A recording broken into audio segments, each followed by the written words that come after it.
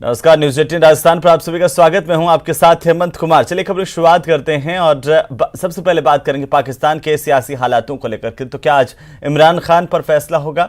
क्योंकि आज पाकिस्तान के प्रधानमंत्री इमरान खान के लिए इम्तिहान की घड़ी मानी जा रही है। पाकिस्तान की नेशनल असेंबली में इमरान खान के खिलाफ नो कॉन्फिडेंस मोशन पर वोटिंग होनी है और इसके बाद यह तय हो जाएगा कि इमरान खान रहेंगे या फिर पाकिस्तान की सत्ता से बेदखल होंगे। विपक्षी पार्टियों ने इमरान खान की मुश्किलें बढ़ा रखी हैं, रही सही कसर उनके ही पार्टी के साथियों ने और भी बढ़ा दी है। दरअसल पीटीआई के 3 दर्जन से ज्यादा सांसद बागी हो गए हैं और इमरान खान को पाकिस्तान पीएम की कुर्सी बचाए रखने के लिए नेशनल असेंबली में 172 का आंकड़ा चाहिए।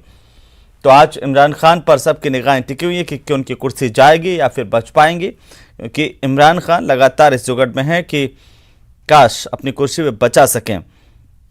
तो पाकिस्तान की संसद में इमरान सरकार के खिलाफ अविश्वास प्रस्ताव आज पेश होना है।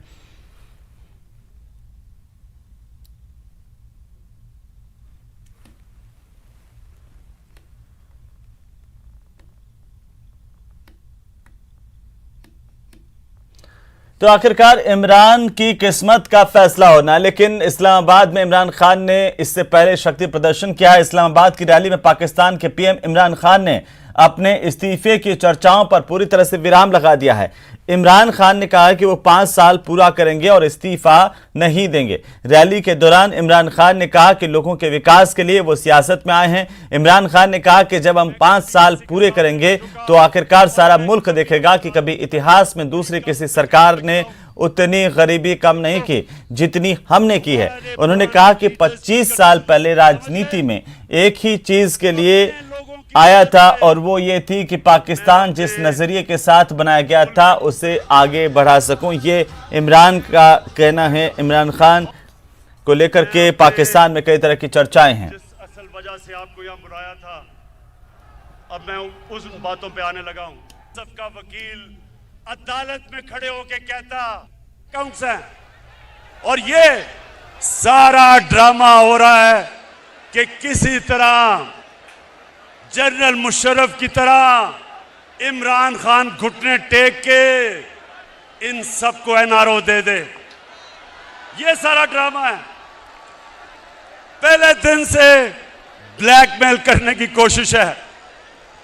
जब मौका मिलता है हुकूमत को गिराने की सिर्फ एक वजह से कोशिश करते हैं कि जनाब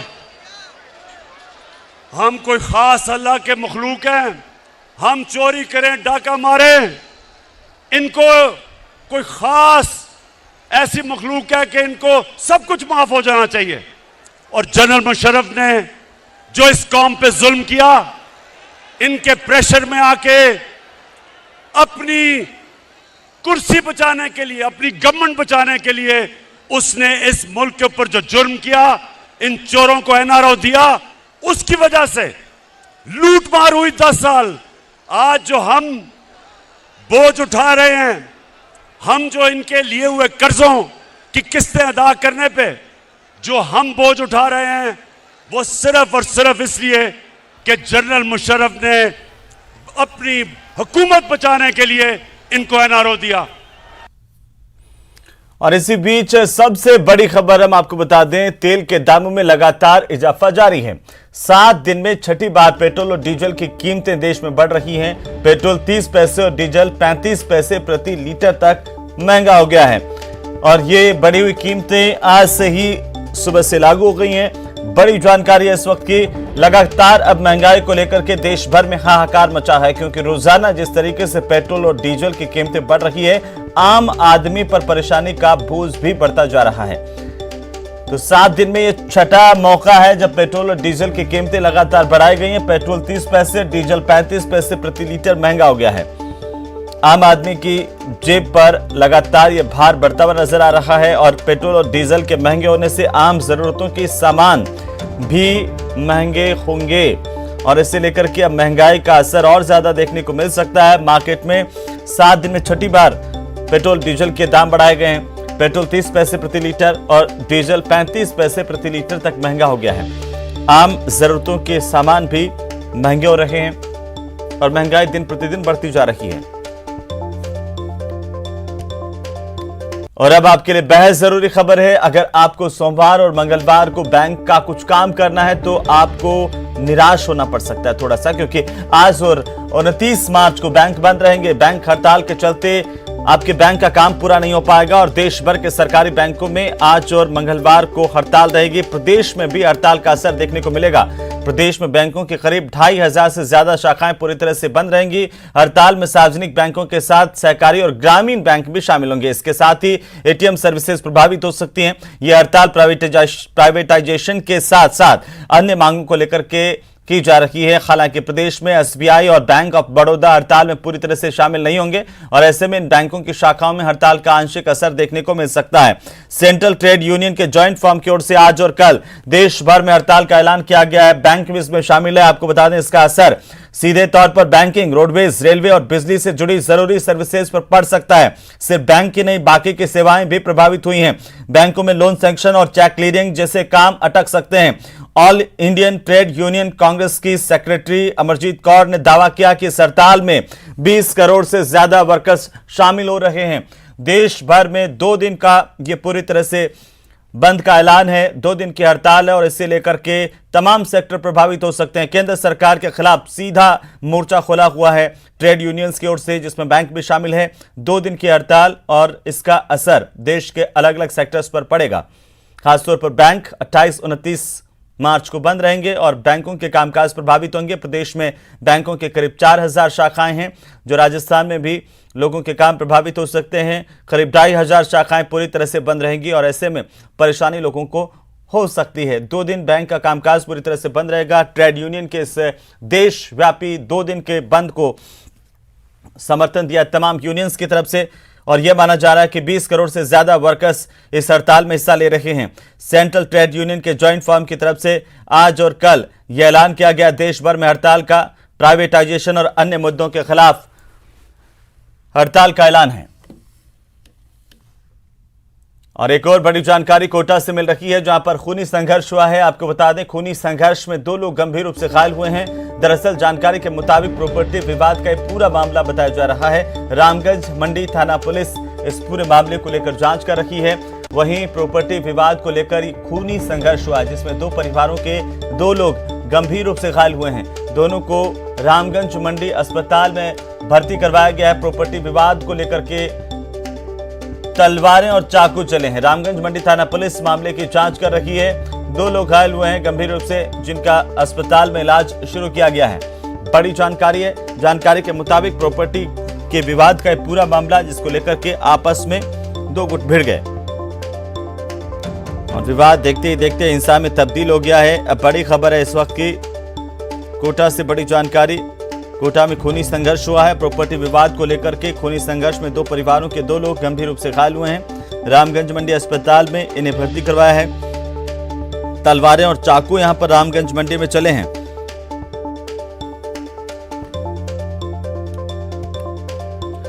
तो चलिए आगे बढ़ेंगे और इसी बीच बड़ी खबर धौलपुर से। बाइक सवार पर फायरिंग का पूरा मामला। ताऊ और उसके बेटे ने गोली मारी है। धौलपुर में फायरिंग हुई है। 4 गोलियां लगने से युवक गंभीर रूप से घायल हुआ है और गंभीर हालत में इस युवक को अस्पताल में भर्ती करवाया गया है। बहरहाल पुलिस मामले की जांच कर रही है। फिरोजाबाद से रिश्तेदारी में शामिल होकर के आ रहे एक बाइक सवार को उसके ही सगे ताऊ और उसके लड़के ने एक के बाद एक 4 गोलियां मारी हैं। गोलियां लगने से गंभीर रूप से घायल हुए बाइक सवार युवक को राहगीरों की सूचना पर पुलिस ने जिला चिकित्सालय में भर्ती करवाया है, जहां पर कंधे और कुल्हे में 2 गोलियां लगने से गंभीर रूप से घायल हुए युवक को उपचार के लिए जयपुर रेफर किया गया है। दरअसल फिरोजाबाद से रिश्तेदारी में शामिल होकर के बाइक सवार आ रहे थे और इसी दौरान उसके सगे ताऊ और ताऊ के लड़के ने एक के बाद एक 4 गोलियां मारी हैं और ये गोलियां लगने से युवक गंभीर रूप से घायल हो गया, जिसे अस्पताल में दाखिल करवाया गया। बहरहाल पुलिस मामले को लेकर के तफ्तीश कर रही है। बड़ी खबर है धौलपुर से, जहां पर धौलपुर में फायरिंग का मामला।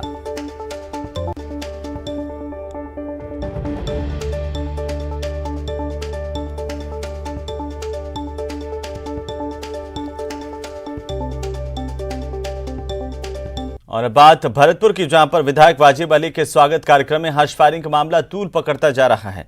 सीकरी थाना पुलिस ने हर्ष फायरिंग करने वाले आरोपियों की तलाश करने के लिए टीम का गठन किया है। पुलिस का कहना है कि वीडियो सामने आने के बाद मामले को गंभीरता से लिया गया है और इस मामले में सभी के खिलाफ कार्रवाई की जाएगी। दरअसल कल एक स्वागत कार्यक्रम के दौरान गानों पर नाचते गाते समय विधायक के समर्थकों ने हर्ष फायरिंग की थी। साथ ही गाड़ी पर बैठकर हथियार लहराते हुए भी समर्थक नजर आए थे। वो तस्वीरें हम आपको दिखा रहे हैं किस तरीके से यहां पर समर्थकों का सीधे तौर पर जो हथियारों के साथ प्रदर्शन देखने को मिला और उसके बाद अब पुलिस एक्शन में आती हुई दिखाई दी है। भरतपुर की हर्ष फायरिंग का मामला, विधायक वाजिब अली के स्वागत में हर्ष फायरिंग की तस्वीरें आपकी टीवी स्क्रीन पर, यह वीडियो वायरल हुआ था और इस पूरे मामले को लेकर के अब एक टीम का गठन पुलिस की तरफ से किया गया जो आरोपियों की तलाश कर रही है। सभी के खिलाफ कार्रवाई की जाएगी, ये पुलिस का कहना है। वहीं वीडियो सामने आने के बाद इस मामले को गंभीरता से पुलिस की तरफ से लिया गया है। तो पुलिस ने कहा है कि वीडियो सामने आने के बाद पुलिस ने इसे गंभीरता से लिया है, टीम का गठन किया गया है। सीकरी थाना पुलिस ने हर्ष फायरिंग करने वाले आरोपियों की तलाश शुरू कर दी है। तस्वीरें देखिए कैसे विधायक वाजिब अली के स्वागत में हथियारों का प्रदर्शन करते, हर्ष फायरिंग करते, ये भरतपुर की तस्वीरें हैं। दरअसल खुलेआम किसी का डर नहीं और इसके बाद जो हुआ, कार्यकर्ताओं ने खुलेआम हथियार लहराना शुरू किया, फायरिंग की और इससे पूरे इलाके में सवाल है कि आखिर ये हो क्या रहा है।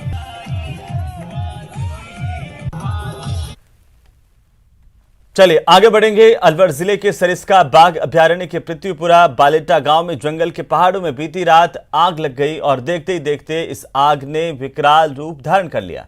इस घटना की जानकारी सरिस्का प्रशासन ने ग्रामीणों की मदद और फायर ब्रिगेड की मदद से करीब 8 घंटे के मशक्कत के बाद इस आग पर काबू पाया है। तस्वीरें आपकी टीवी स्क्रीन पर सरिस्का की तस्वीरें हैं और आपको बता दें कि यहाँ पर आग लगने के बाद हड़कंप मच गया। उसके बाद आनन फानन में जैसे ही जानकारी मिली, आग को बुझाने की कोशिश शुरू की गई है। अलवर जिले के सरिस्का बाघ अभयारण्य की तस्वीरें, जहां पर पृथ्वीपुरा बालेटा गांव के जंगलों में पहाड़ों में बीती रात आग लगी और आग विकराल होती चली गई।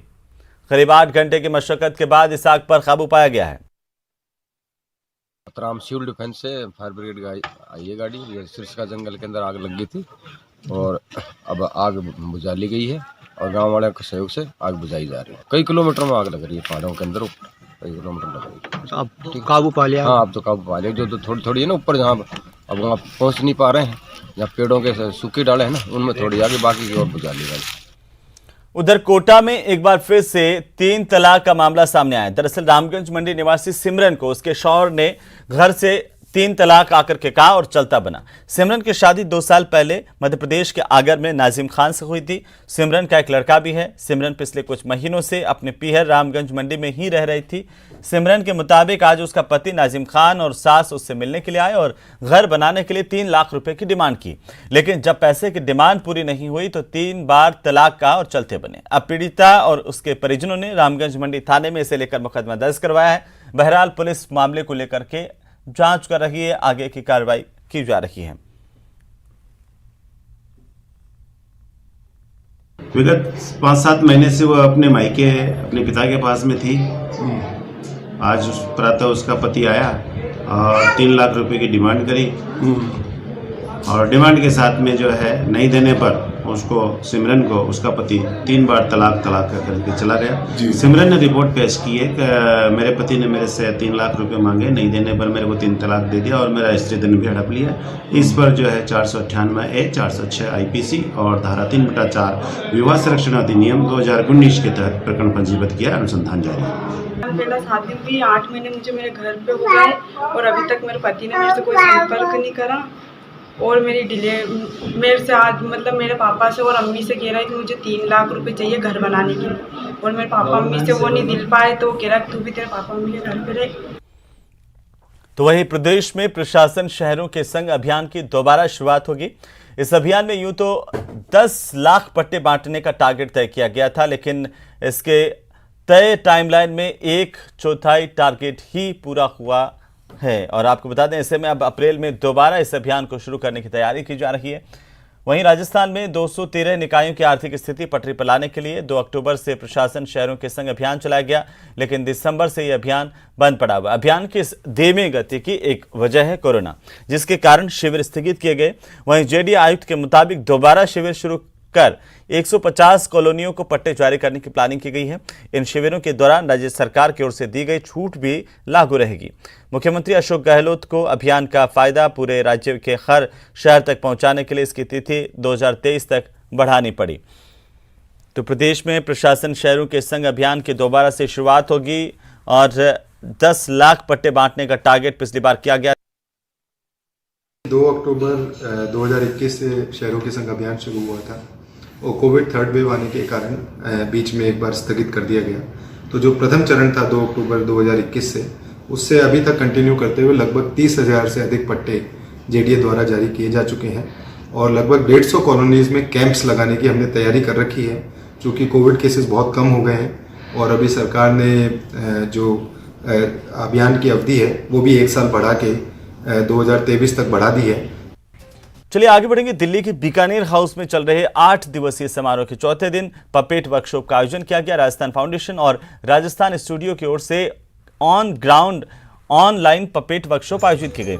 इसमें जूम ऐप के माध्यम से 52 देशों के प्रवासी राजस्थानियों के अलावा राजस्थान फाउंडेशन से जुड़े करीब 40 अप्रवासी राजस्थानी संस्थाओं को इसका लाइव प्रसारण दिखाया गया। इस कार्यक्रम में राजस्थान के शिक्षा, कला और साहित्य मंत्री डॉक्टर बीडी कल्ला बतौर मुख्य अतिथि शामिल हुए। मंत्री बीडी कल्ला ने अप्रवासी राजस्थानियों को प्रदेश की संस्कृति से जोड़ने के उद्देश्य से आयोजित इस कार्यशाला की सराहना की। उन्होंने कहा कि प्रदेश के इस ऐतिहासिक कला को लुप्त होने से बचाने के लिए ऐसी कार्यशालाओं का आयोजन किया जाना चाहिए। और इसके साथ ही बीडी कल्ला ने राजस्थान उत्सव में लगे स्टॉल्स को देखा, विंटेज कार की सवारी का भी आनंद उठाया और यहाँ पर दिन में विंटेज कार रैली भी आयोजित की गई। और राजस्थान फाउंडेशन के संयुक्त तत्वावधान में राजस्थान दिवस के अवसर पर ये कठपुतली के संबंध में वर्कशॉप का जो आयोजन किया गया है, ये निश्चित रूप से जो लुप्त हो रही हमारी लोक कलाएं हैं इनको पुनर्जीवित करने का एक बहुत अच्छा प्रयास है। राजस्थान लोक संगीत, लोक कला और इसी प्रकार से हमारी संस्कृति के लिए बहुत प्रसिद्ध रहा है। देखिए, हम लोग हल और बैल से पहले खेती करते थे, अब हम वैज्ञानिक उपकरणों के माध्यम से खेती करते हैं। ये हमारा जो परिवर्तन है, इसको कहते हैं सभ्यता। हम कैसे अपना संगीत, नृत्य, अपने रिचुअल्स, अपने त्योहार कैसे मनाते हैं, ये हमारी संस्कृति है। 8 दिन लंबे एक के बाद एक कार्यक्रम किए जा रहे हैं। इनका पर्पस एक ही है कि किस तरीके से राजस्थान की कला और संस्कृति जो देश और दुनिया के सामने हर रूप में आए, उसका एक आपने नमूना देखा जो विंटेज कार रैली आज सवेरे हुई। और अभी ये दूसरा एकदम एक्सट्रीम है उसका कि कठपुतली जो धीरे धीरे एकदम विलुप्त हो रही हैं ये कलाएं। वहीं बाड़मेर जिले से करीब 1300 किलोमीटर दूर कश्मीर आए कलियों ने थार महोत्सव में अपने रौफ नृत्य से सबका मन मोह लिया। इतना ही नहीं, करीब 800 किलोमीटर दूर हरियाणा से आए दल ने भी लठमार होली की शानदार प्रस्तुति दी और रेतीले धुरों में शमा बांध दिया। इसके साथ ही गैर नृत्य सांस्कृतिक संध्या में अलग अलग कलाकारों ने रेतीले धुरों पर अपनी कला का जमकर प्रदर्शन किया है। तो धुरों में अलग अलग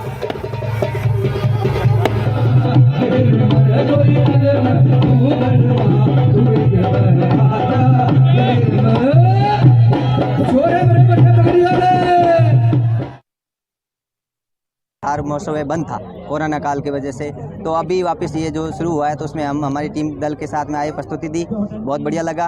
और आगे भी इस प्रकार के कार्यक्रम होते रहें तो ग्रामीण परिवेश के जो कलाएं हैं लोगों के सामने आती रहेगी। शानदार प्रस्तुतियाँ दे रहे हैं और बाहर से कलाकार आए, बहुत अच्छा कार्यक्रम है और शानदार प्रस्तुतियाँ दे रहे हैं। सब अपने अपने बच्चों के भी कलाएं दिखाई जा रही है और भी लोगों की भावनाओं के साथ वो कलाएं दिखाई जा रही है। जितनी भी पब्लिक का हुजूम उमड़ रहा है और जो कलाकारों के अंदर एक नई रोशनी दिख रही है, ये साबित करता है कि 10 साल के बाद में धोरों की धरती के अंदर थार महोत्सव हो रहा है। साथ थार महोत्सव के अंदर जो हमारे यहाँ की संस्कृति, हमारे यहाँ की कला, हमारे यहाँ के लोगों की वेशभूषा और हमारे यहाँ की सद्भावना, ईमानदारी और जो सदैव प्रेम की और मर्यादा की भावना प्रकट करने के लिए शानदार प्रोग्राम है। बहुत अच्छा कार्यक्रम है। ये संस्कृति कला के बारे में हमारे को तो पता है, लेकिन हमारे आने वाली पीढ़ी को पता होना चाहिए। इसलिए ये कार्यक्रम हर साल आयोजित होना चाहिए और बाहर से कलाकार आए हुए हैं। तो चलिए इसी के साथ ही इस बुलेटिन में फिलहाल इतना ही। आप देखते रहिए न्यूज़ 18 राजस्थान। नमस्कार।